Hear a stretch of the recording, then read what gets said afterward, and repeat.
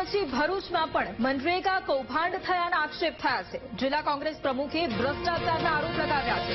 કોંગ્રેસ જિલ્લા પ્રમુખે તમામ ગામના કાર્યકર્તાઓ પાસે આરટીઆઈ કરાવી।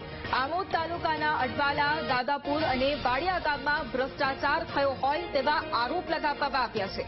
મેટલના રસ્તા પર માત્ર રેતી પાથરી દેવાય છે તેવો આરોપ તેમણે લગાવ્યો છે।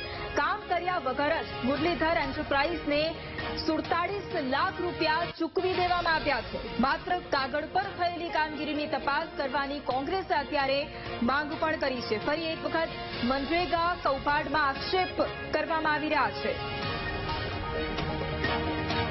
દાદાપુર, પુરસા, વાડિયા, અડવાલા વગેરે ગામોમાં જે ભ્રષ્ટાચાર થયેલો છે, મેં મારા તમામ તાલુકા કોંગ્રેસના પ્રમુખોને આરટીઆઈ કરાવેલી છે। દરેક તાલુકામાં એની આપી પણ દીધી છે આરટીઆઈ। એની માહિતી આવે એની રાહ જોઈ રહેલા છે।